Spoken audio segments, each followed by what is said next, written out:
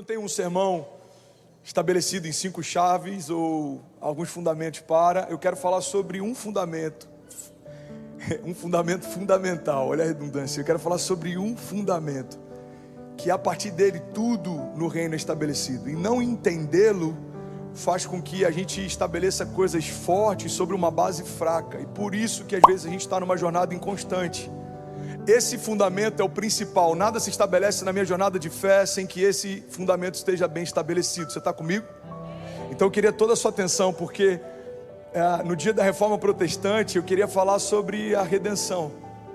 Se fosse um filme, sem dúvida nenhuma, o título seria O Resgate. Porque fala de um pai tão apaixonado pelo seu filho, capaz de invadir o inferno para poder ter ele de volta para si.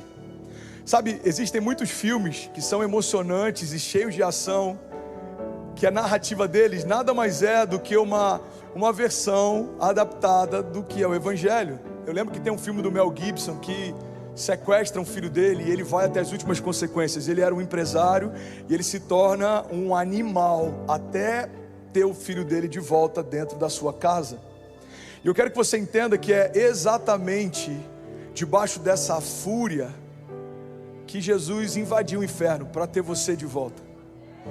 Esse amor furioso que aceitou perder a própria vida, mas não aceitou perder você, que aceitou passar vergonha, mas não aceitou ver você sendo envergonhado, que aceitou ser feito maldito, mas não aceitou a maldição permanecer sobre você. Alguém pode dizer glória a Deus por isso?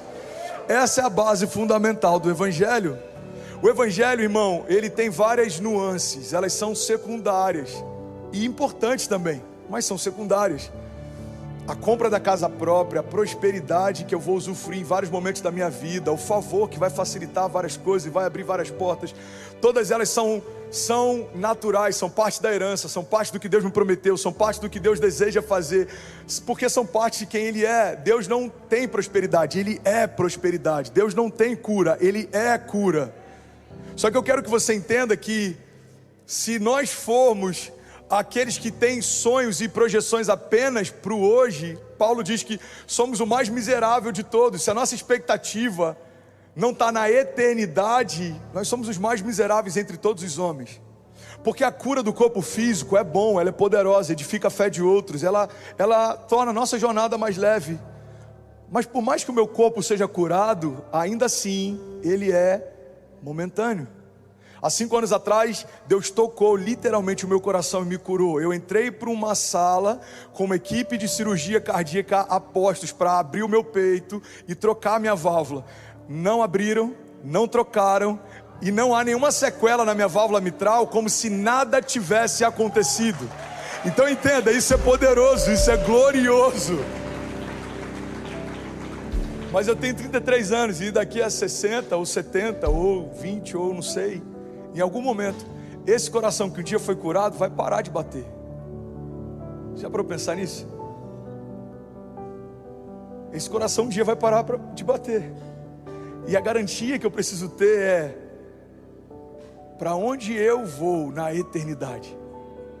O que eu estou construindo que vai além daquilo que eu posso tocar hoje?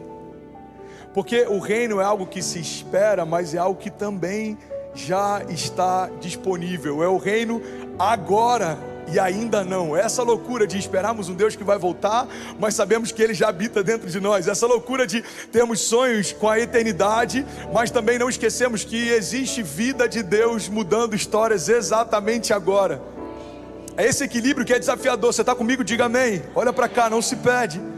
Esse equilíbrio de entender que eu não posso ser alguém que sonha só com o toque da trombeta, porque tem muita coisa acontecendo até esse dia chegar. Mas eu também não posso ser alguém que sonha só com o que está acontecendo agora e me esquecer que Jesus vai voltar. Esse equilíbrio, ele só acontece quando existe uma base fundamental muito bem estabelecida. Eu sei o que Jesus fez por mim e eu vou viver para corresponder ao que Ele já fez. Você está comigo? Senão a gente começa a ter uma jornada egoísta. A gente começa a fazer para Deus esperando que Ele faça. Quando a gente tem essa base fundamental bem estabelecida, a gente só quer corresponder porque sabe que Ele já fez. Ele já fez, irmão.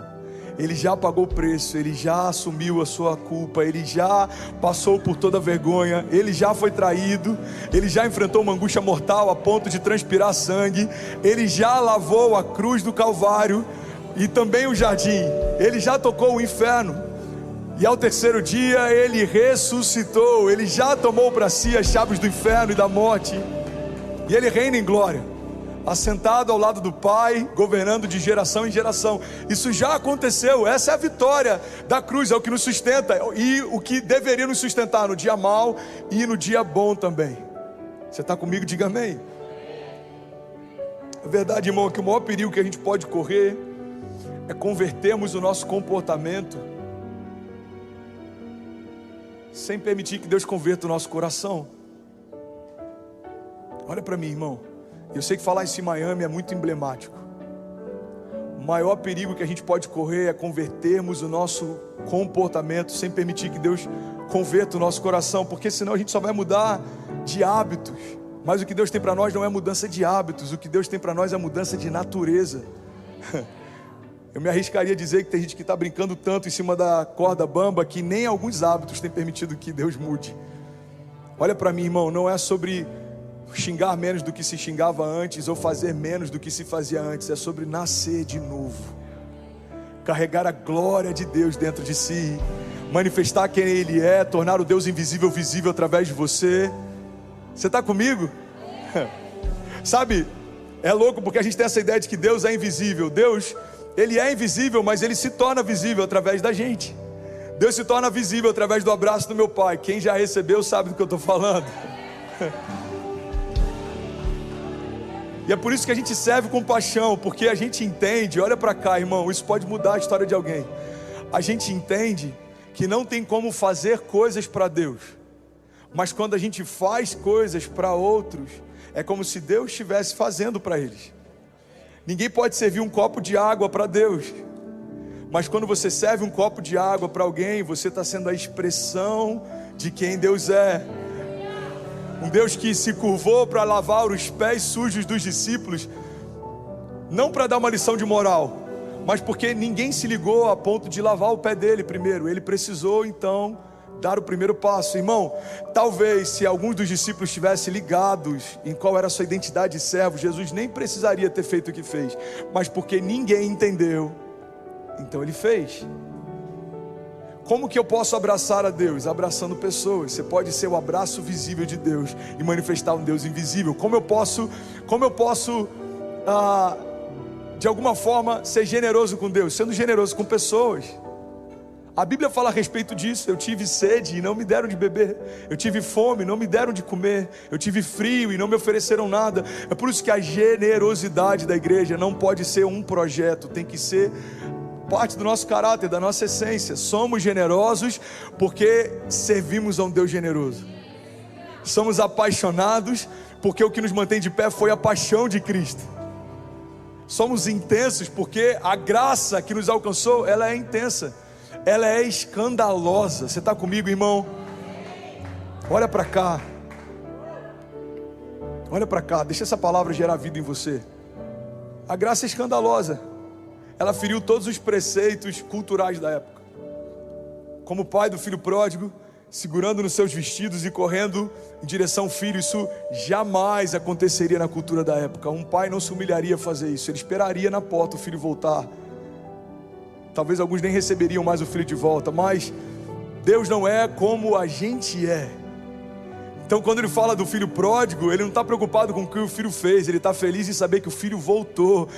E essa é a expressão que Ele tem para a igreja. A igreja não foi chamada para apontar o pecado, a igreja foi chamada para apontar o caminho, irmão. Só há um caminho que leva ao Pai.